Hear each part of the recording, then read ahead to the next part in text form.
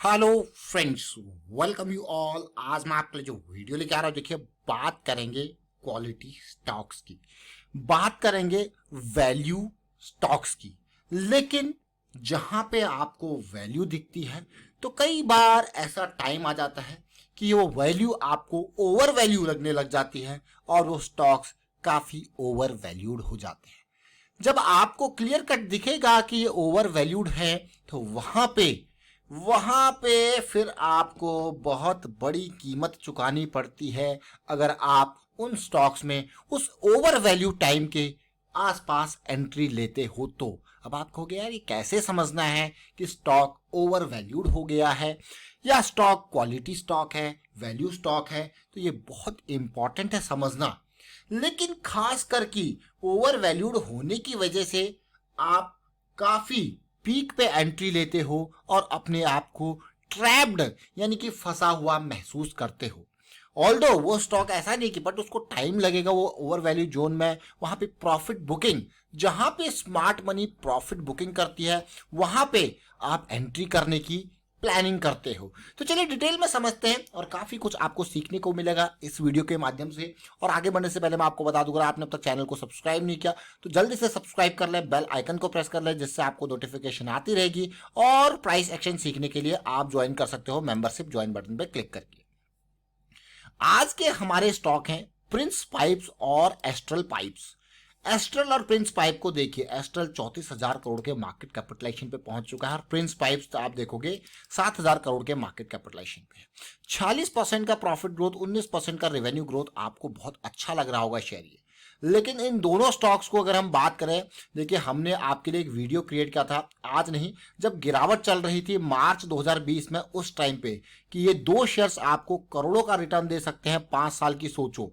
ये वीडियो आप जरूर देखिए क्योंकि काफी डिटेल में आपको एक्सप्लेनेशन दी गई थी। ये बड़े फॉल से पहले के बारे में आपको बताया गया था, लेकिन वो बड़ा फॉल जब आया उसको समझेंगे। सबसे पहले एग्जांपल लेंगे प्रिंस पाइप का और आज के ओवर वैल्यू सिचुएशन को भी बात करेंगे। देखिए यहां पे अगर आप देखो मार्च 2020 का जो मंथ था वो ये वाला था जहां पे ये गिरावट स्टार्ट हो रही थी और ये गिरावट होती गई और ये प्राइस पहुंच गया 76 के लेवल पे। कहा हम लोग सोच रहे थे 140 का सपोर्ट लेगा, पहुंच गई ये नीचे।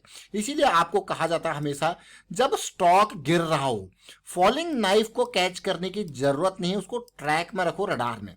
अगर आप देखोगे इस पूरी की पूरी सिचुएशन को छोटे टाइम फ्रेम पे गिर रहा है तो जब आपको दिखेगा रिवर्सल वापसी दिखेगी आपको, यानी कि ये जो एग्जिस्टिंग स्ट्रक्चर है ये ब्रेक होता हुआ दिखेगा, तभी आपको यहां पे एंट्री लेती है। क्योंकि रिस्क को समझना है, लो रिस्क की अपॉर्चुनिटी, कितना भी अच्छा स्टॉक क्यों ना हो, कितना भी बुरा स्टॉक क्यों ना हो, लो रिस्क की अपॉर्चुनिटी आपको जरूर देखनी है। अब इस रैली को अगर आप देखोगे छोटे टाइम फ्रेम पे तो आपको दिखेगी लो रिस्क की अपॉर्चुनिटी। ये ब्रेकआउट के बाद का पुल बैक आपको देखने को मिलेगा। ये रैली 70 के लेवल से ये स्टॉक गया, अगर आप पीक को देखोगे 900 के लेवल पे, लेकिन उसके बाद प्रॉफिट बुकिंग की निशानी अगर आपको नहीं दिख रही है तो ये कैंडल को एक बार फिर से देखिए।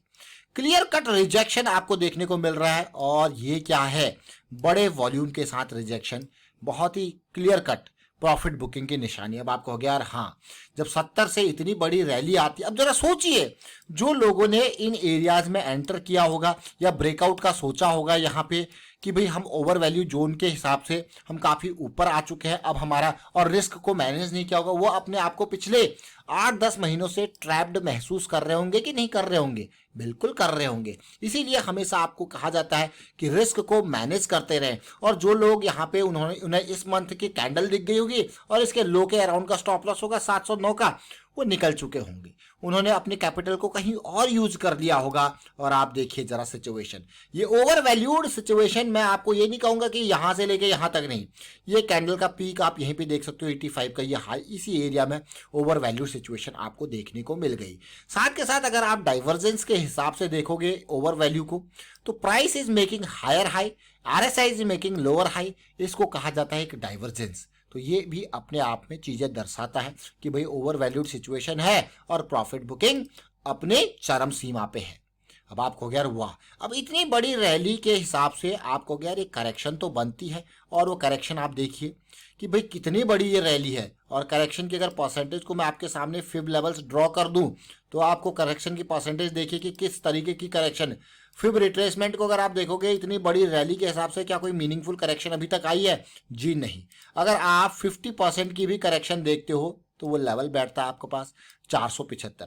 38% की भी करेक्शन देखते हो तो ये लेवल है। 62% की करेक्शन देखते हो तो ये लेवल है। देखिए अभी क्या है, करेक्शन इन प्रोग्रेस है, तो हमारे लिए इंपॉर्टेंट हो जाते हैं ये लेवल्स। आप कहोगे यार ये तो बहुत ही इंपॉर्टेंट लेवल है। अब मैं आपको यहाँ पे फिब को हटाते हैं और अब छोटे टाइम फ्रेम पे चलते हैं वीकली पे। अब वीकली के प्राइस सेक्शन को आप देखिए, आप कहोगे यार ये तो लोअर हाई लोअर लो का स्ट्रक्चर बनाता हुआ दिख रहा है, लेकिन अभी एक बेस बना हुआ है। उस बेस को देखिए, ये बेस, ये वाला बेस बना हुआ है, देख रहे हैं इस पार्ट को, ये बेस बना हुआ है जो कि एक स्ट्रॉन्ग सपोर्ट की तरह एक्ट कर रहा है। बट ओवरऑल सिचुएशन को अगर आप देखोगे, आप कहोगे यार बेस तो बना हुआ है ठीक है, लेकिन ये तो हेड एंड शोल्डर बना हुआ दिख रहा है, ये तो और पेन आ सकता है। अगर ये बेस टूट सकता है तो डेफिनेटली और पेन आ सकता है। ये एरिया आपके लिए बहुत इंपॉर्टेंट, जैसा हमने बात कही, ये एरिया एक बहुत इंपॉर्टेंट एरिया, ये है एरिया जहां पे डिमांड जोन आपके सामने। डिमांड जोन कैसे? ये पिछली कंसोलिडेशन एरिया आपके लिए क्या है, एक डिमांड जोन की तरह काम यहाँ पे कर सकता है। तो ओवर वैल्यूड सिचुएशन आप देखिए, जो हमने बात करी आपको कि ओवर वैल्यूड सिचुएशन, ये देखिए कितनी देर तक आप आसमान पे रहा। अब सिचुएशन प्रॉफिट बुकिंग होगी, ये देखिए वीकली पे भी एमएसीडी सेंटर लाइन से नीचे जा चुका है, और डेली पे अगर आप देखोगे, जैसे कि हम आपको बार बार कहते हैं डेली पे 200 SMA से ऊपर। अब देखिए बिल्कुल ये सिचुएशन किस तरीके से बन रही है, डेली पे 200 SMA से नीचे है, तो अभी हमारे पास मोमेंटम नहीं है।